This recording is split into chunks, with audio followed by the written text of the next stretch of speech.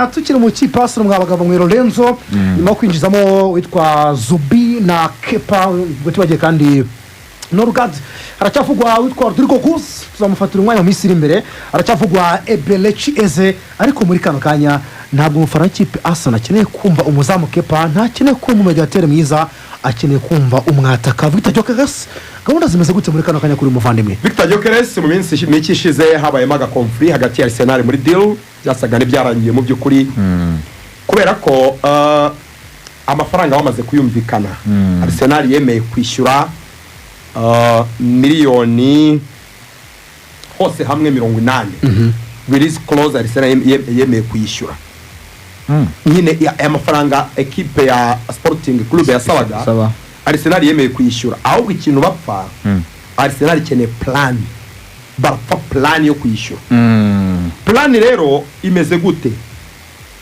Arsenal yabahaye plan yuko bakwemera kishyura miliyoni 65 z'amayero upfront yego ako kanya zibanze noneho miliyoni 15 zikama add-on amategeko avuga ko ama add-on ntabwo agira deadline yo kwishyura oya azongaza umukinyi contract itararangira ngo wemeye kwishyura add-on uko bishatse niba zati imyaka 5 ngo izo add-on ni nka bonus zero obligatoire ni itegeko ariko azazishyura nyuma y'imyaka 3 no kureba igihe wumva financial umeze neza ibyo byose imeze nawe wakoze amaseri wagurishije nibwo add-on zitanga niyo mpamvu equipe igurisha add-on ntabwo bayifuza ko zafata umwanya munini muri transfer kuko urumva nuko naho muri amafaranga ahubwo ngo nzaguhanya bonye urumva ntabwo yapangira hari n'igihe bashyiramo okay niyo nabyita amananiza niba tumukinnyi natwara Premier League ati hari arayo tuzongeraho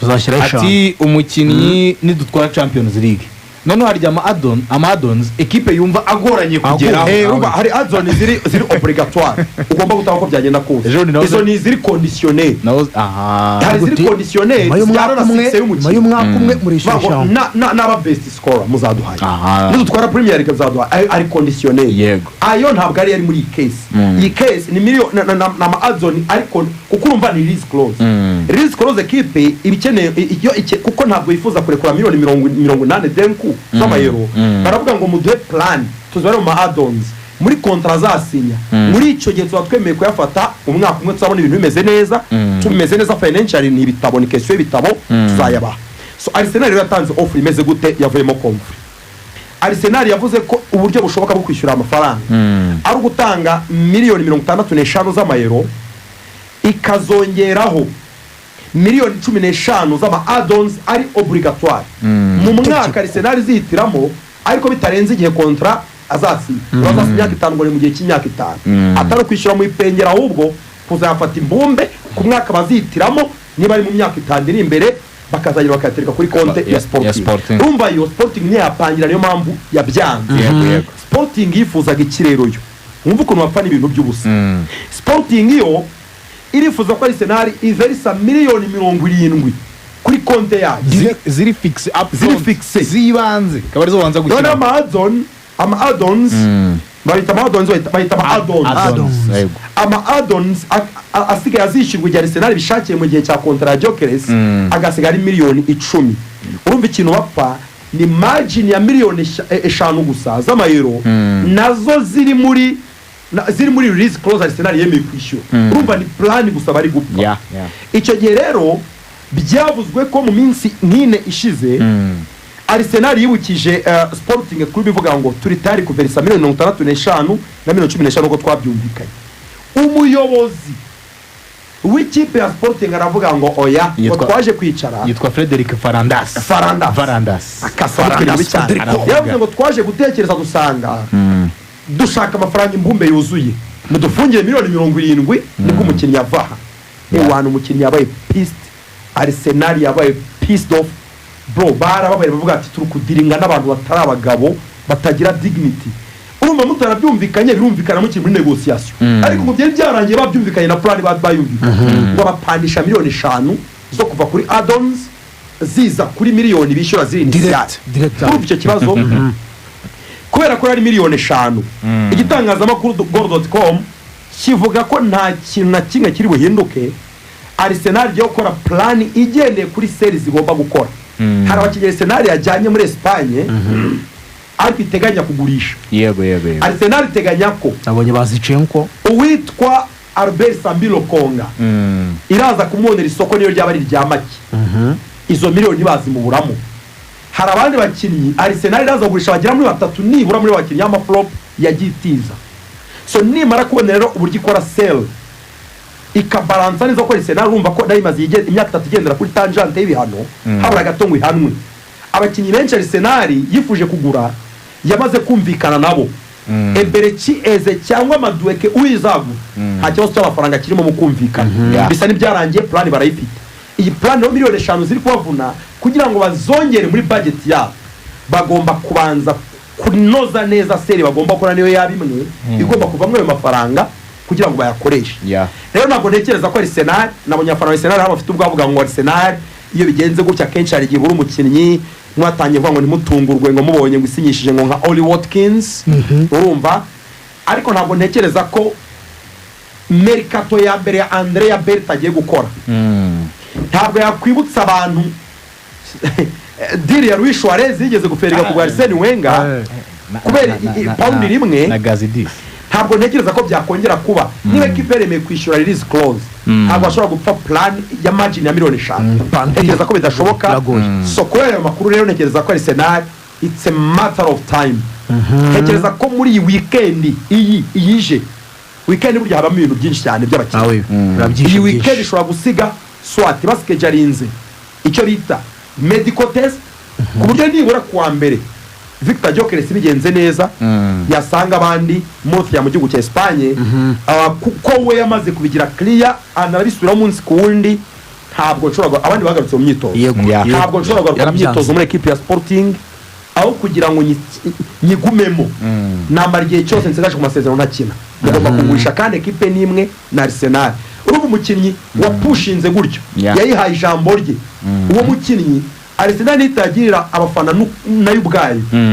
Ntabwo umukinnyi yakwizera gutyo icyo bita gukora his part. Abakoze his part aba yasunitse nta kipe nimwe yakwangusisha umukinnyi yifuje kandi umukinnyi wemeye gukora part ye muri deal guhatiriza equipe yo kumugurisha. So nekereza ko it's a matter of time Arsenal igasinyisha Victor Gyökeres azaba ari hagati ya Bukayo Saka na Martinelli cyangwa se n'umwe ngomba kushobora kuba Perez maybe mu gihe byakunda cyane ko nabonye Madrid ivuga ko mbibonye mu kanya ko wifuza witwa Rodrigo Guz ngarafunga miliyoni 100 z'amayero. Rodrigo Guz rero bari mu cyumweru gitaha. Ariko impamvu nkanjye mbona harimo imbogamizi ziri muri transfer ya Rodrigo Guz. Majiri y'amafaranga Arsenal yemeye gukoresha uyu mwaka ntabwo ari menshi. Arsenal iramutse ivuze ngo turagura umuwinga umwe uzadukinira ibumoso yagura Rodrigo Guz kuko ifite margin y'ayo mafaranga. Kuko ayo yifuza mu Madueke na Eze byavamo. Madueke ni miliyoni 50 Eze ni zingahe 65 urumva byavamo ayo yamaze kuyabarira. Ariko Arsenal dore ko sitakora rero, ariko Chelsea ikawuka 55 dore ko Arsenal itapfa gukora.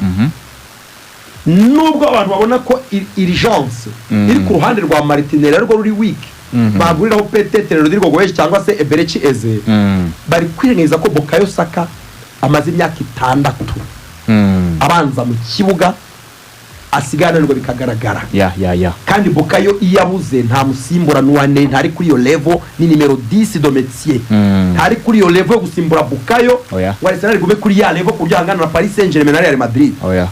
So Arsenal ikeneye backup ya Bukayo Saka kandi nawe maze kumenyera Premier League. Niyo mpamvu avuga Madueke. None Madueke ni mu right winger. Yego. Akina iburyo. Madueke iyo mubona akina kuri kuka experience amaze kugera muri Premier League kuri tara twamona akina muri PSV Eindhoven mu Buholandi.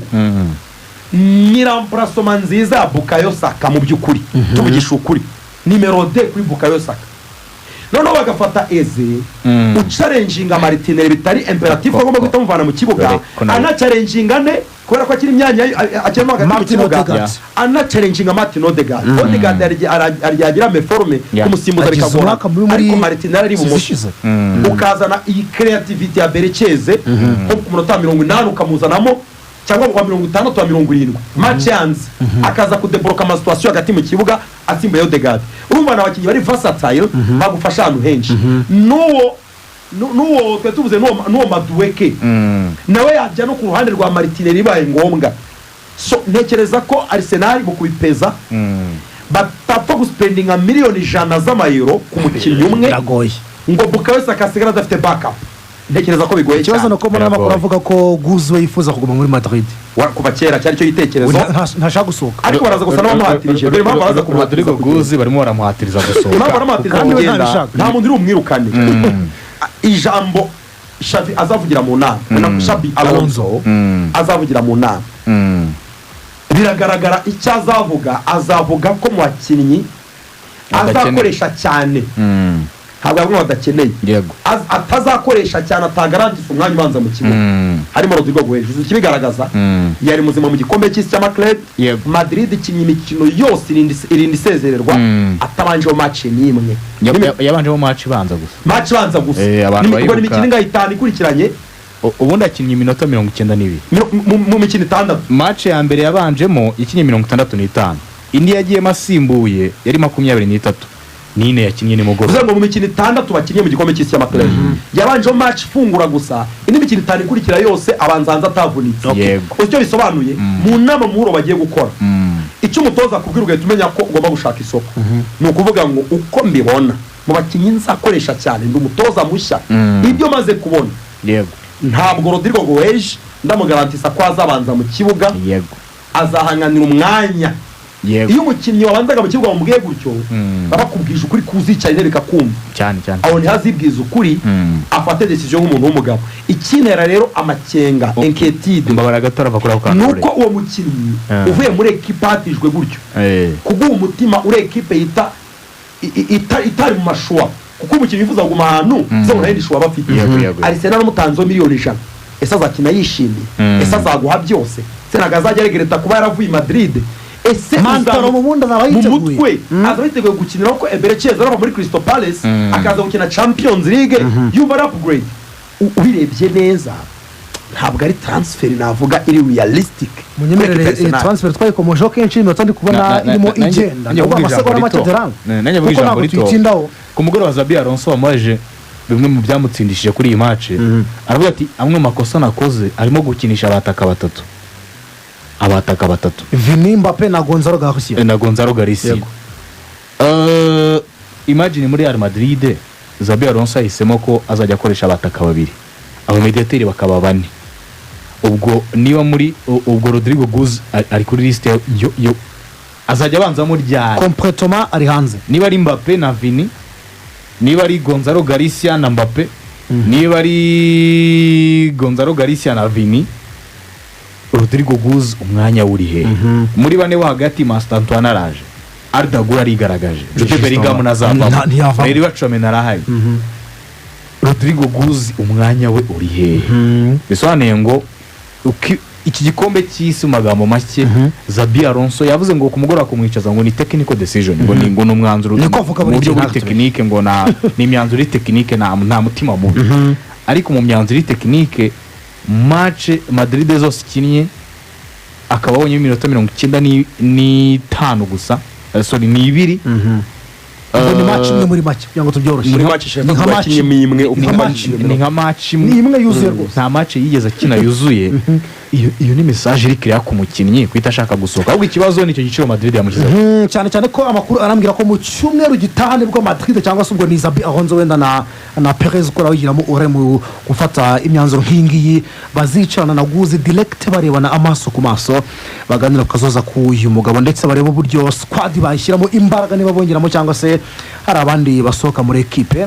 Amakuru ava i Madrid arambwira ko equipe igiye gufata ikiruhuko byibuze nigaruka hafi cyangwa se mu minsi ya vuba baragaruka tariki 31 z'uku kwezi kwa karindwi byibuze ngo barafata iminsi 19 y'akaruhuko mbere yuko batangira kwitegura shampiyona ikurikira. Muri Arsenal irangiye miliyoni 15 z'amapounds miliyoni 10 batanze mu buryo buri direct nyuma izindi eshanu bazazitanga mu buryo bwa adult cyangwa se bitewe n'uburyo azagenda yitwara mu kipe asa ndavuga Christian Norgard kuva mu kipe ya Brentford cyangwa se Inzuki Dabiz ariya kwa Thomas Frank ndavuga mu mwaka ushize w'imikino birumvikana ko Arsenal ikomeje kugenda yubaka hagati hayo miliyoni 15 z'amapawundi 10 zatanzwe izindi eshanu bazazitanga bitewe n'uburyo azagenda yitwara mu kipe Arsenal. Christian Norgard yamaze gusinya imyaka 2 hanyuma undi wa gatatu uzaza bitewe n'uburyo azitwara bitewe n'uburyo bazavuga ati uyu muntu adufashije akazi gakomeye katugenda tumwongera undi mwaka wa gatatu ariko mu buryo bw'ibanze Christian Norgard yasinye imyaka 2 mu kipe ya Arsenal. Mbere ko tuvuga byinshi kuri Norgard reka tubanze tumwumve uyu muvandimwe nyuma gusinyira ikipe ya Arsenal n'ibiki yatangaje bamwita Christian Norgard reka tumutega amatwi reka umunyamakuru w'ikipe Arsenal dufashe kuganiriza uyu muvandimwe bamwita Christian Norgard. Christian, welcome to Arsenal. Thank you. How are you feeling now you've signed? Yeah, I feel really good. It's exciting days for me. It's a big club to join and a big move for me. So I'm very excited to start. You've become a father again this summer. It must be a really special as well as busy time for you. Yeah, definitely. It's crazy that it's all happening in the same week or two. So yeah, both for me and the family, it's been some hectic weeks, but also weeks I think we will remember as a family for the rest of our lives. Have you spoken to any of our players since you signed? Not really, only very briefly with David Reyes, I know from my time at Brentford, and then the captain Martin, who texted me, which was a really nice gesture. And but other than that, I look forward to meet them for the first time very soon. What did David and Martin have to say about the club? They both spoke so highly of it. They keep describing this as a welcome to the family feeling, and I think it's really nice when a player like Martin speaks highly of not only the players, not only the coaches, but also the whole staff around the club and the media department. There's just so many people working in this organization, and he spoke very highly of all of them. So I look forward to meet each and every one. You've got plenty of experience of English football across the past 7 seasons. How much do you enjoy playing here? Yeah, I love playing here. Yeah, there's sometimes brutality of challenges. It's a tough game, and yeah, it's just a lot back and forth, a lot of goals, a lot of action, and then of course you have players from the highest level. So it's a big honor and privilege to be able to like you said, start your 7th season in the country. Christian, welcome to Arsenal. Thank you. How are you feeling now you've signed? Christian wahawe ikaze muri equipe ya Arsenal uriyumva ute nyuma yo gushyira umukono ku masezerano? Ati ndiyumva neza cyane mu by'ukuri ni umunsi mwiza kuri njyewe, ni ikipe nini kandi ikomeye njemo mu by'ukuri rero ni ibyishimo kuri njyewe, ntegereje gutangira hamwe n'abagenzi banjye. Ati Christian muri iyi mpeshyi wabaye umupapa, biragaragara ko ushobora kuba ari impeshyi idasanzwe kuri wowe.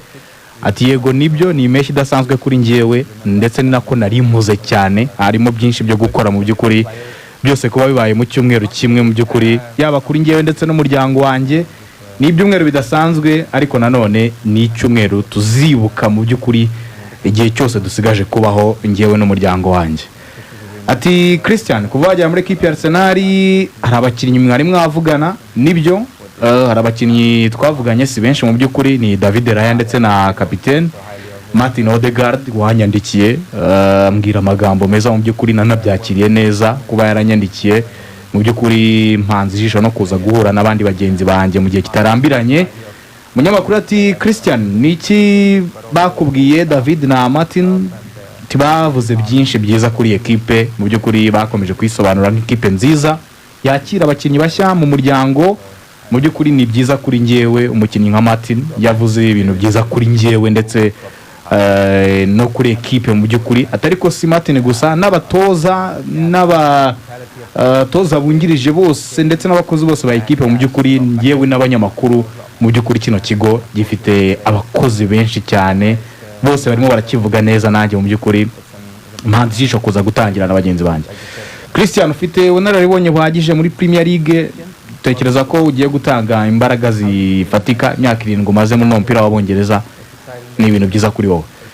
Ati ya mu by'ukuri nishimira gukina hano mu gihugu cy'Ubwongereza, rimwe na rimwe abarimo ibigoye cyane, ibigeragezo bitoroshye mu by'ukuri, imikino ikomeye cyane, ariko iyo nsubije amaso inyuma mbona hari byinshi nakoze, ibitego byinshi, ibikorwa byinshi, kandi mu by'ukuri rero nje muri ekipa ifite abakinnyi beza bari ku rwego rwiza, ni icyubahiro kuri njyewe mu by'ukuri kuba ngiye kuba nashobora gukinana nabo muri sezo ya 7 muri iki gihugu. So nibyo ngibyo bamwita Christian Norgard y'umuvandimwe nyuma yo gusinyisha Kepa Arrizabalaga ndetse n'uwitwa Martin Zubimendi, ubwo na nyuma yo gutakaza Jorginho ndetse na Thomas Partey. Adzeran mu by'ukuri gifite ijambo kuri Sky, mfite Sabuteta ahangaha ati why Norgard, what next for Declan Rice? Kubera iki wenda basinyishije Christian Norgard, ati niko igikurikira kuri Declan Rice, ariko mu by'ukuri ukurikije igenda ga Thomas Partey ndetse na n'umuvandimwe witwa Jorginho ndetse bamaze kwakira Zubimendi ndetse n'utwa Christian Norgard, nawe kuri iki kibazo Adzeran, Christian Norgard ni umukinnyi uje kubanzamo muri Arsenal cyangwa se aje mu buryo bwa Jorginho nk'umusimbura d'autre côté? Christian Norgard kapitene wa Brentford niba ntibeshye myaka itambutse, nize karita yifitemo zatuma mediane Arsenal yongera kuba nshya ikayobora wenda reka mvuga ngo abongereza mu rusange cyangwa se Premier League. Urakoze cyane Mbappe. Christian Norgard ni umukinnyi uje guhatanira umwanya wo kubanzamo, ari umukinnyi uje kubanzamo. Okay. Ni umukinnyi uje guhatanira umwanya wo kubanzamo kubera iki? Kubera yuko ni umukinnyi Donatille ukina nimero 6. Arsenal yamaze kuhagura umukinnyi ufite urwego ruhambaye kumurusha, yewe ufite n'izina rikomeye kumurusha, uje no muri club afite agaciro kumurusha muri ubwo buryo, yaba ibyo yagezeho muri kariyeri ye ndetse n'ibyo Christian Norgard ajyanze amaso kuzageraho. Kuko ubwo ndavuga Martin Zubimendi aherutse gutwara Euro ari kumwe n'ikipe y'igihugu ya Espagne umwaka ushize, ari umukinnyi ukina, yakinaga muri ekipe nka Real Sociedad, yajyaga inyuzamo igakina Champions League, uyu ari umukinnyi uri mu kibuga, n'umukinnyi ikindi kirenze kuri ibyo ngibyo uziranye na bagenzi be kurusha Christian Norgard. Ubwo ndavuga Zubimendi aziranye na Mikel Merino, aziranye na Martin Odegaard, bakoze iyo mediane mu 2021 muri ekipe ya Real Sociedad. Ibyo ngibyo biraza kuhita bimushyira imbere yaba ndetse no mu myaka ku mukinnyi wakubakiraho mu gihe kirambye cyane, kuko imyaka 26 Zubimendi undi ari mu myaka 31, harimo gap nawe. Sene mpuzamahanga Zubimendi yaramaze kwimenyera, yaba muri equipe nationale ikomeye nka Espagne, binyuranye na Denmark, nubwo no cyari igihugu tangiye kuzamuka cyane igihugu gihora muri Euro, gihora mu gikombe cy'isi, ariko Espagne ni indi level, indi kariba. Umukino ukina ikipe y'igihugu ya Espagne abafite urundi rwego yihariyeho. Kuri Christian Norgard umwaka ushize yatsinze ibitego 6, 5 muri championnat, kimwe muri FA Cup, atanga n'imipira 4 ivamo ibitego. N'umusore ugiye kureba ubanza guhera ku cyo Mikel Arteta buri gihe akunda kuba yifuza kuba mediateur be, igihagararo cyiza aragifite, arabyujuje, bisobanuye ngo azafasha Arsenal muri aspect z'amayeriyo duels, imipira yo mu kirere ndetse no kuyihatanira, yaba kuyitsinda kuko bakenera gutsinda ibitego by'amakorner n'imipira iteretse, ndetse bakanakenera kubidefanda, azabafasha mu gihe runaka bazaba bamwitabaje, yewe no gutsinda amadueli hagati muri mediane yo mu kirere. Birashoboka yuko hari igihe runaka azamukenera muri izo service. Christian Norgard uwo musanzu yiteguye kuwutanga. Kuri Christian Norgard, umukinnyi utari very technical highly, udafite urwego rw'umupira w'amaguru navuga ku bijyanye na tekinike ruhambaye, Zubimendi aramurusha cyane, ariko ufite icyo bita power, afite imbaraga za Premier League. Niba abakinnyi Premier League yembracinze mu myaka yatambutse batuma Premier League igira isura yayo cyangwa se igira umwihariko wayo. Abo bakinnyi burya nibo batumye Premier League tuyita ngo ni physical league, ngo ni league isaba imbaraga. No kwera abakinnyi nka ba Christian Norgard, no kwera abakinnyi ushaka wamufata muri Angre ikipe twa Bournemouth mu rusange, ikintu Premier League Brentford pe ikintu Premier League yakinaga ya Premier League, imipira myinshi yo mu kirere, gutsinda amadueli menshi yo mu kirere, kugushyiraho combat physique ihagije, kudefanda box mu buryo buhagije. So n'umugabo mu byukuri afite ubunararibonye nk'uko yabigarutseho ko yazamukanye n'iyi ekipe ya Brentford ava muri maze imyaka kuva 2019 imyaka 7 ya kuko yaramaze kwikinira match 196 urumva ko ntago ari match nya muri ekipe ya Brentford yayifashije kuzamuka mu 2021 ahita akina match 122 muri shampiyona y'igihugu y'Ubwongereza. No mukinnyi ufite availability nziza ntago ari umusore uvunikagurika cyane. Senari yagiye ikora ayo ma mistake rimwe na rimwe akaba yagura umukinnyi ashobora kuza akaba yavunikagurika cyane cyangwa se afite injury record itari nziza, ariko ni umusore ufite record nziza ku bijyanye no kutavunika. Ni umusore kuva mu 2021 yakoze interception 201 ntago ari nkeya mu by'ukuri, ndetse barakubwira yuko izi interception kuva mu 2021 kugera amagingaya niwe mukinnyi wa Premier League wakoze interception nyinshi. Interception rore ni interception gutesha umuntu urimo kugusatira. Ntabwo umuntu ufite umupira arimo akora action yo kwataka ashaka kwinitiatinga attack ukamuzitira ukahita uhagarara yubaronyure ukamutega se ukamutera attaque ukamukumira n'ukumira igitero. Gukumira igitero ariko akenshi ukumiriye baro udakumiriye umuntu.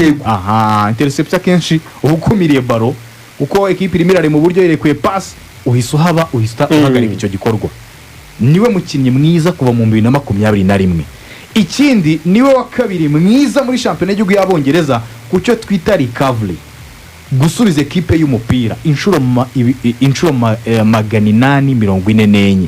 Akaba umukinnyi wa gatatu mwiza muri tackle nyinshi muri shampiyona 189.